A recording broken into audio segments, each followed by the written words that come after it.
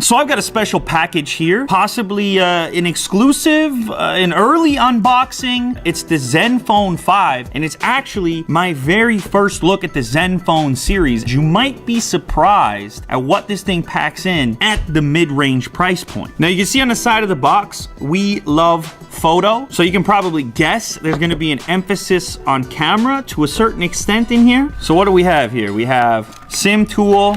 A case is included. You gotta love the free case. Now look at that device. So this is kind of like a bluish tone to it. It shimmers around this focal point where the fingerprint sensor is. Up here in the top corner, you see the dual lens setup, which is implemented a little differently than other manufacturers. I'll tell you more about that in a moment. This is the front of the device, and once I boot this up, you're gonna be able to see we have a new member to the notch family, although in this case, a slightly smaller notch than on the iPhone 10. Before I boot it up though, let's look around the device. You see there's still a headphone jack. I'm happy to see it. Manufacturers hold on to it. There are some very nice headphones that use that jack. Speaker as well, volume rocker, power switch on the right hand side, and then the SIM tray over here on the left. And you'll see you have expandable storage as well. Also inside the package, we have a quick charger, a headset with an in-ear style, which I always like to see and get the right fit. You have some extra ear tips as well. Many manufacturers aren't including headsets at all anymore, so this is good to see. Also, Type-C cable to keep it all charged up. Okay, let's power up the device here. Now, since I'm filming this just before the announcement, price is not exactly official. This thing is gonna compete in the same territory as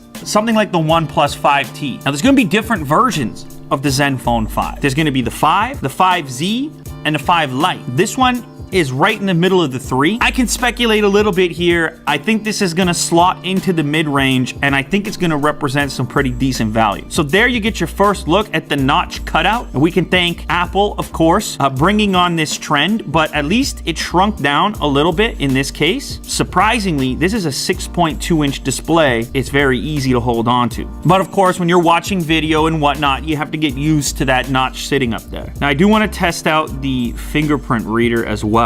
Fingerprint on the back. All right. So, I mean, that's doing the job. I'm still a fan of fingerprint sensors at this point. You guys heard my whole rant on Face ID, Face Unlock in general. I don't mind the Face Unlock on the OnePlus 5T because it's fast. Even there, I end up using the fingerprint as well. It's kind of a thing where you're already unlocking it before you even look at it, right? Like Face ID is not gonna see me from there. There's a bit of a physical adjustment. I also just don't like the swipe up gesture from below, because for me, that's a two-stage thing. If there's a bit of an adjustment here, and then a swipe, the whole thing could have been over a long time before that with the fingerprint, you know, without bowing to your device. Anyway, people are talking now about the under display fingerprint reader, all these various Vivo devices, like maybe that's the future. I don't know. Those don't seem to be as quick as the traditional capacitive ones on the back or wherever else they happen to be. So, okay, now something to keep in mind, this is a prototype. Like it's a pre-release version, even though it's in the retail box and whatnot. Because of that, I can't really evaluate it yet. This is by no means a review at this point. In the meantime, one of the things I'm excited about on this particular device is the camera implementation. And the reason for that is because they've done something similar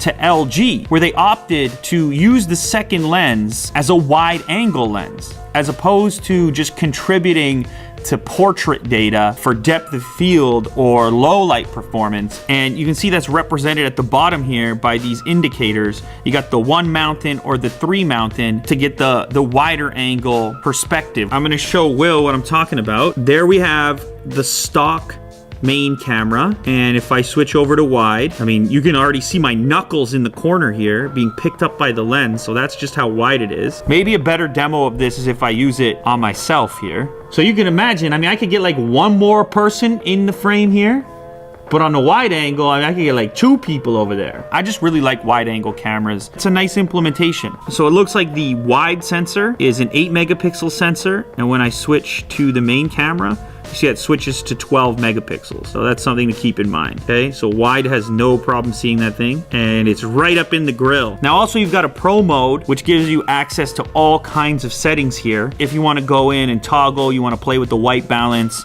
exposure compensation, focus, whether it's autofocus, manual focus, you can do that all within the professional mode. Or the automatic mode actually has some AI functionality built in right up there in that corner. Just by pointing this at this object, it figures out that it's a plant, and you'll see the plant icon pop up in this location over here somewhere.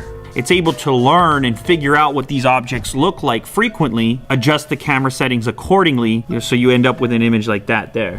So it's got a regular selfie mode, but then I also noticed there is a selfie panorama and a GIF animation mode. I'm gonna leave it in auto. The selfie test, very important here. So it's an 8 megapixel image on the front camera. Look how happy that character is. The glorious beard hairs, which are incredible for autofocus, might I add. Now, another cool thing that this device has on it that I haven't seen before is this AI boost, and that's gonna boost the performance of the device and juice out some extra horsepower from the Snapdragon 636, whether you want more power or if you want to save some battery life. So you can turn that off and extend your battery, but then, I don't know, you want to play a game or something, you turn on AI boost to juice out a little more performance. Now, another emphasis on the Zenfone 5 is an improvement in the audio performance over the previous version. So, of course, as usual, I want to test the audio. Vibes system. Think of it kind of like Moto mods, where you can swap out an attachment. So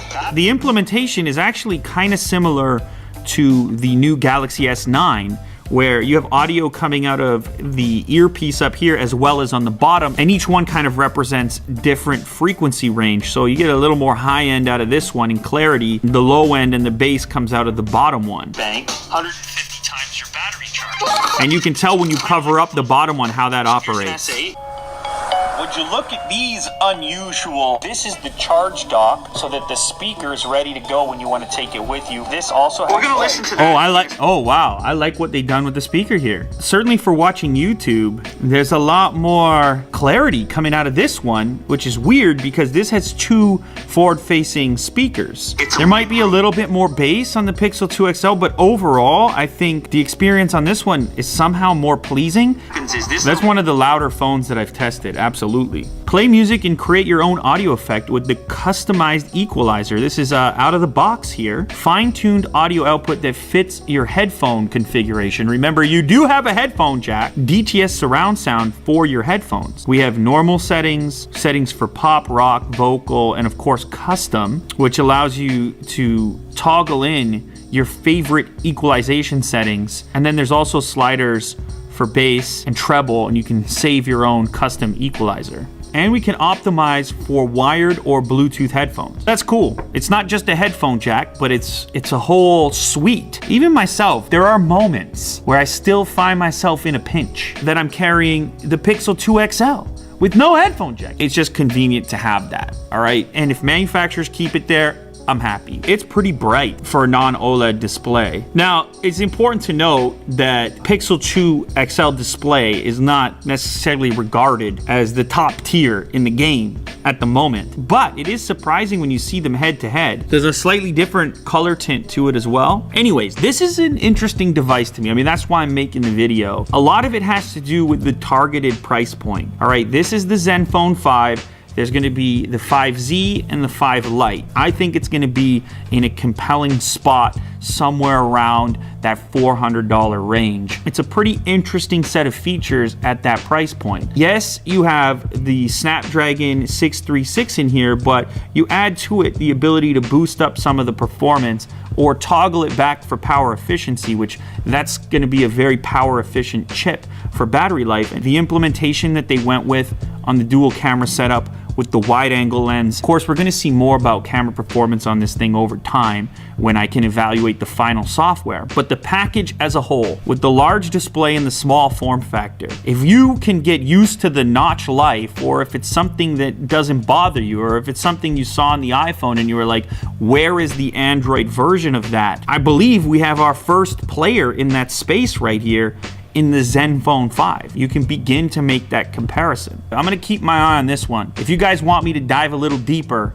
when the final software is out, really get into the nitty-gritty, compare it to some other players at this price point, then do me a favor, leave a thumb down below just to let me know you're interested in this device, and I'll go ahead and do that. But for now, there it is, the Zenfone 5, unboxed here on Unbox Therapy.